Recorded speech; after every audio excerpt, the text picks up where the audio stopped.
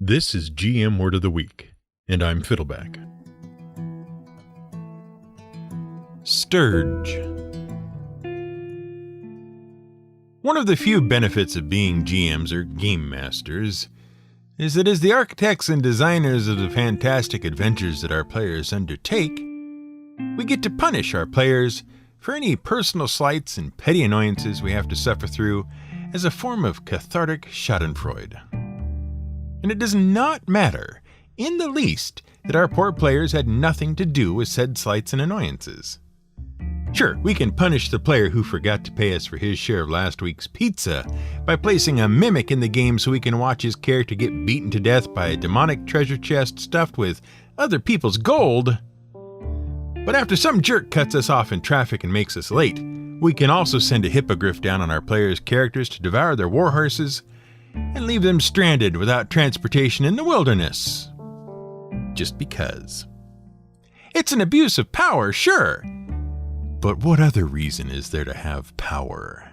And that is why, as we sit down to run our players through tonight's weekly game with our legs slathered in calamine lotion that barely suppresses the burning and itching of dozens upon dozens of angry red welts, they're going to wish Gary Gygax had never invented the Stirge. Let us explain. Recently, we made the terrible mistake of going out into a damp, misty field just after a Wisconsin summer dawn to practice our golf swing, and we forgot to apply any bug repellent. You can decide which was the bigger mistake.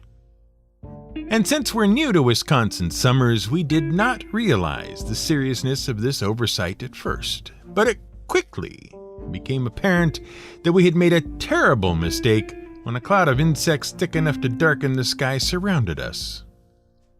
40 minutes later, we dragged ourselves from that field, bleeding profusely from both legs, and discovered we had nothing short of 50 insect bites on each leg. And the itching and burning are so maddening that we are literally writing this episode on a laptop while soaking in a bathtub full of colloidal oatmeal. Not the kind with raisins in.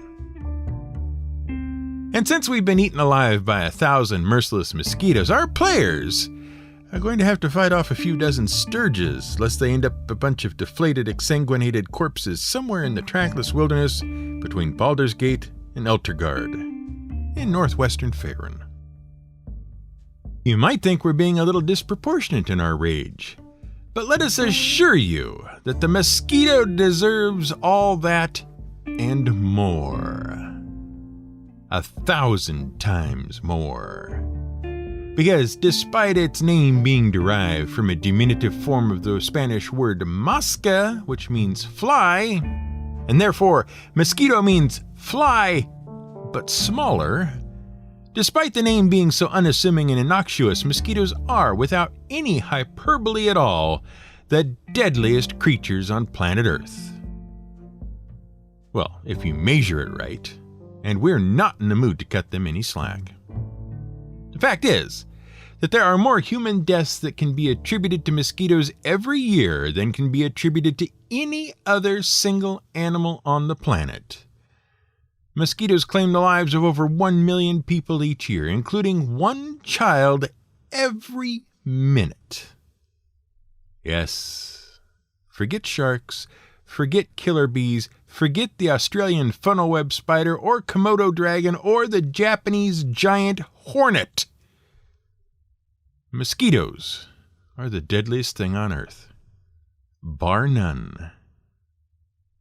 And they only kill you so their children can live. In case you somehow don't know, mosquitoes are small insects, members of the Culicidae family. They're basically a type of gnat, hence the Spanish name. As such, they are winged insects with 3 pairs of legs, a segmented body, antenna, and most prominently an elongated jaw. And they are most well known for using that jaw to feed on the blood of other animals. Except that's not entirely true. See, mosquitoes actually feed primarily on sugary nectar which they harvest from plants, And they use their elongated maxillae, that's the technical name for their jaw parts. They use their elongated maxillae to gather that nectar from flowers. And because most of the 3,500 species of mosquitoes have excellent senses and differentiate between different types of sugars and flowers, they actually play a very important role in the pollination of certain plants because they carry pollen from one plant to the next as they seek their next meal. And for the mosquito, the sugary nectar is enough to keep it alive for its entire 5 to 7 month lifespan. It's just not enough to pack a mosquito egg with all the ingredients it needs to grow to a bouncing baby mosquito nymph. And that's where the blood-sucking comes in. And it's only the female mosquitoes that are to blame for that. See, male mosquitoes basically have one purpose in life: to fertilize mosquito eggs. Beyond that, they just flit from plant to plant, happily drinking nature's equivalent to soda pop. And the male mosquitoes only need to do that fertilization thing once, because they don't fertilize the eggs directly. When a male and female mosquito mate, the female stores the sperm in a specialized structure in her body for later use. Then, when she decides it's time to have some kids, she seeks out a suitable place for their kids to raise themselves, fertilizes the eggs with the stored sperm, and lays them. Some species of mosquito don't even care if the place is all that suitable right now. Sometimes they pick a place that looks like it might be suitable someday later. See, mosquito nymphs live in water, and they sustain themselves by swimming around and filtering bacteria and nutrients from the water with their feathery antennae. So they need a good supply of water that's full of bacteria and nutrients, hence their preference for standing water rather than flowing water, especially standing water around decaying plants or other biological matter. But there isn't always a suitable place around for mosquito nymphs to grow, so the mosquito mommy will look for a place that might have standing, nutrient-rich water eventually, someday, down the road. And the eggs will just lay in a state called diapause until conditions are right. Once there's enough water around the egg, it'll hatch. And that's why mud and standing water seem to just birth clouds of mosquitoes, and why mosquitoes seem to appear out of nowhere in warm, damp weather. As we said though, sugar water isn't sufficient to enrich an egg with enough nutrients to allow a nymph to develop. So when the female is ready to lay eggs, either right before or right after mating, she'll seek out a better source of protein-rich nutrients. And that source is blood. Animal blood. So it's only the female mosquito that drinks blood, and she usually, but not always, seeks blood only to enrich developing eggs. And how do they find blood? Well, primarily by following the smell of carbon dioxide. Mosquitoes can detect a source of carbon dioxide, which animals exhale with every breath, from 75 feet away. Which is why the more active you are, the more mosquitoes you attract. They zero in on the source of carbon dioxide and fly back and forth until they find their prey in the cloud. And then they land on the victim and start sucking blood. Now, you might have this image of a mosquito's proboscis as a kind of hypodermic needle. They insert the needle, suck some blood through a hollow tube, and then withdraw and fly off. Well, we're sorry to tell you it's much less pleasant than that. The mosquito actually drains blood through a very complex jaw structure called a fascicle. The maxillae that we mentioned earlier, the jaw parts themselves, have these fine teeth a bit like saw blades, and they literally cut through the flesh of their prey, like saw blades, with a back and forth sawing motion. Once they cut an opening, they unfold a bundle of tendon fibers into the wound to actually draw the blood. At the same time, the hook-like hairs on their legs latch on tightly to hold them in place. Once they have filled their abdomen with the lifeblood of their victim, the whole mouth structure snaps back together and folds up as they straighten their legs and then fly off, ready to lay their eggs.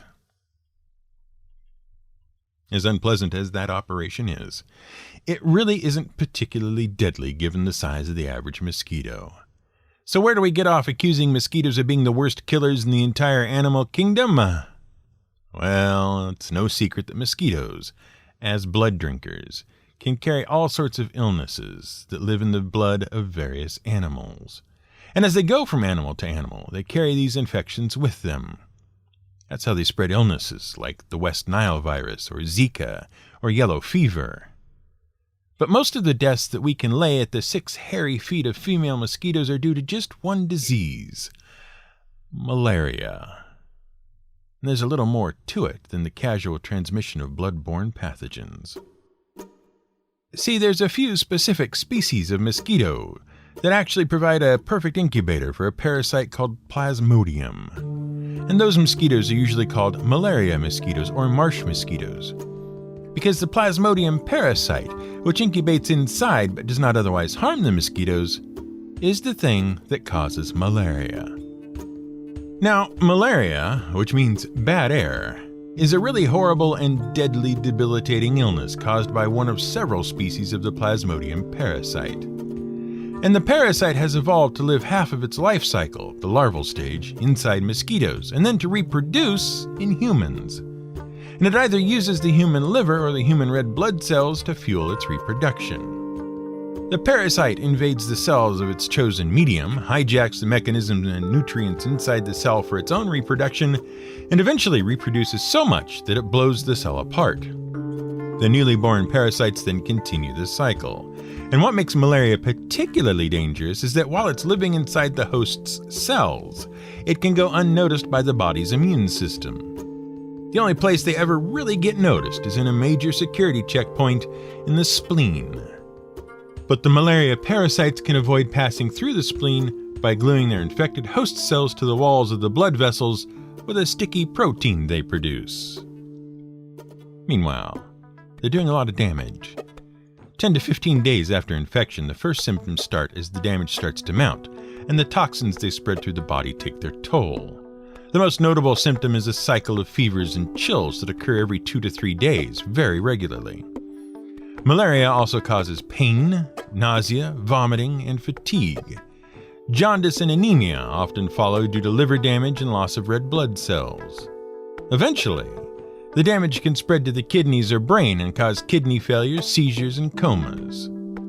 And those complications are often fatal. Now, malaria is preventable, treatable, and even curable in some cases if it is treated early enough and the parasites can be completely flushed from the body. Of course, the right treatments have to be used, and the different forms of malaria require different treatments. There are over 200 million new cases of malaria reported each year, and there are up to 700,000 deaths from the disease annually. And the vast majority of those cases and deaths are on the continent of Africa. Obviously, that's partially because tropical and subtropical regions provide the right environment for malaria mosquitoes to survive and thrive all year round. But it's also because of the socioeconomic conditions prevalent across those countries. Poverty prevents people from accessing preventative measures, even simple ones like mosquito nets and mosquito repellent, and from accessing treatment once they are infected. And the governments of most African nations are crippled by financial crises and can't take strong national actions against the disease. Poor sanitation and poor infrastructure in rural areas create exactly the sort of standing water in which mosquitoes can breed, and also weakens the immune system of the inhabitants of such areas. And the widespread presence of immune-weakening diseases like HIV/AIDS also allows malaria to kill with impunity. And because malaria has been widespread for so long in Africa, it is becoming resistant to the drugs that have been used to treat it. And that is what makes the malaria epidemic in Africa such a tragedy. It's because some of the conditions that allow it to continue are entirely preventable with some simple improvements and tools. Fortunately, there are numerous charitable organizations working against the disease, such as Imagine No Malaria, that grew out of the United Methodist Church, and Nothing But Nets, organized by the United Nations. Now, we realize that our massive bug bites are nothing compared to the scourge of malaria, and that it may not be appropriate to segue into a discussion about a mosquito-inspired fantasy monster for a role-playing game. But this discussion does give us the opportunity to raise awareness of this health crisis, and hopefully that will do some good. Beyond that, we can also take a little bit of solace in the fact that stirges really don't have anything to do with mosquitoes. See, despite the fact that the modern stirge, the Dungeons & Dragons monster, is a blood-sucking insect that latches on to hapless adventurers and drains them dry of their vital fluids, and it certainly seems mosquito-like. It actually has more to do with Romanian vampires and ancient Greek owls than it does to do with mosquitoes. And when Gary Gygax first included the Stirge in his 1975 Greyhawk supplement to the original Dungeons & Dragons rules, he described them as bird-like and covered in feathers. But you'd be forgiven if you didn't recognize the monster as a mythological vampire owl, because Gary used the incorrect singular for stirges. He called one vampire bird a stirge, when he should have called it a strix. And then, of course, everyone would realize it should have been a blood-drinking owl. At least, anyone who knows anything about biological classifications. See, owls comprise all of the different members of a specific order of nocturnal hunting birds, raptors, that live across the entire world.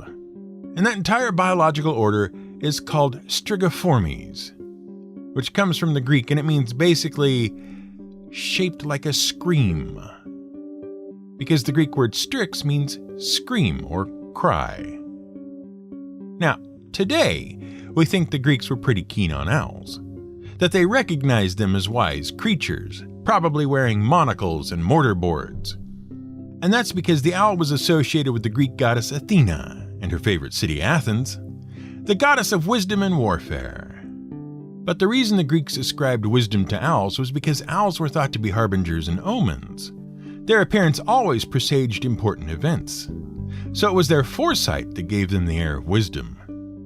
But the Greeks did not fail to notice the owl was a secretive creature of the night, hooting and screaming and hunting in the dark. So it was associated with the supernatural and the otherworldly as well. And although the bird did often seem to herald important things, it was almost always seen as a bad omen. And Athena only hired the owl because she was tired of dealing with her previous sidekick, the crow, which was always cracking jokes and pulling pranks. The owl might have been terrifying, but at least it took the job seriously. At least according to Homer, that's how it happened. The associations with magic and with ill omens stuck with the owls through the centuries and across the world. In Africa, owls were thought to carry messages back and forth between shamans and the spirit world. And if an owl was always hanging around a particular house, people assumed a powerful and dangerous mage lived there. In Europe, in the Middle Ages, folks assumed much the same. Owls were the familiars of witches and wizards, carrying messages to and from magical destinations like hell and Hogwarts, and always heralding disaster. Owls were thought to represent darkness and faithlessness. To Christians, they represented the non-believer who lived in darkness. The barn owl particularly was seen as a symbol of disgrace. If a barn owl roosted on your property, it meant you had done something terrible, or would do something terrible. Now, it's important to understand that the Greeks called an owl a strix because of the owl's screech or cry. It was just their name for the animal. And by the way, the plural of strix is strixes or stirges, depending on which linguistic tradition you're following. And it seems that the Romans adopted the stirges plural, and that's what carried on into the Middle Ages.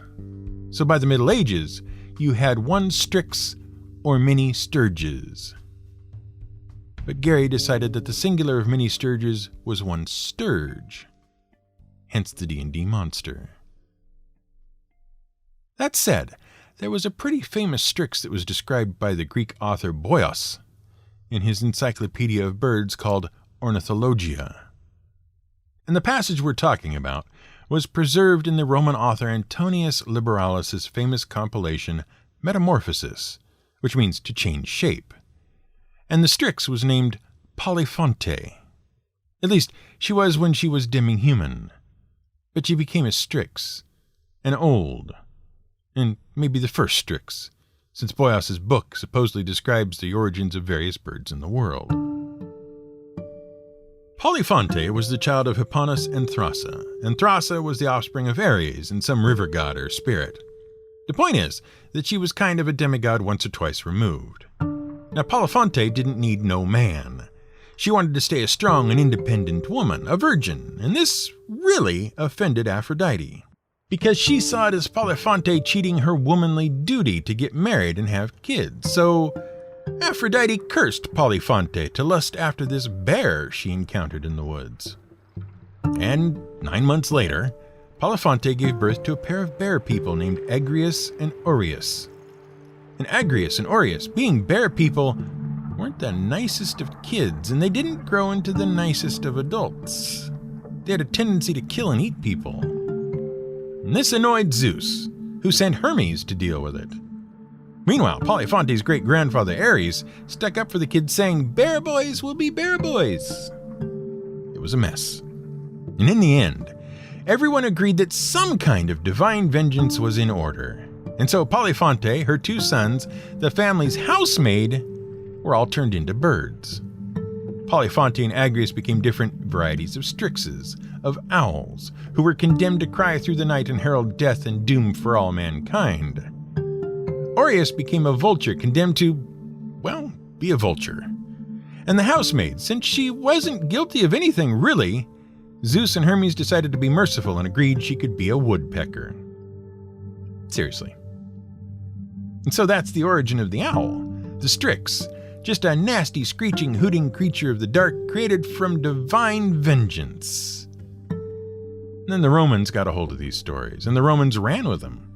According to their legend, stirges, owls, were monstrous creatures. They were a bit like vampires and a bit like succubi. They fed on human flesh and blood and had long golden beaks with which to drink the blood from young children, which they preferred. But when they had a taste for the blood of adult men, they would transform into a beautiful woman, seduce a man, and drain him of his blood during a moment of intimate weakness, if you catch our drift. And so was born the myth of the Styx, the blood-drinking vampire owl, which inspired Gary Gygax to add stirges to the world of Greyhawk, and which also fueled the Romanian vampire myths of terrible, screaming vampire ghost women called striga. Of course, maybe Gary was just another game master inflicting a bit of torment on his players to lessen his own suffering from 1,000 Wisconsin mosquito bites. Because game masters are a lot like Greek gods. We inflict disproportionate revenge for tiny crimes. And we don't always care if you're actually the one who committed the crime. This has been GM Word of the Week. It's written and researched by The Angry GM and produced by me, Fiddleback. You can support us on Patreon at patreon.com/GM Word of the Week. You can find more at gmwordoftheweek.com and theangrygm.com.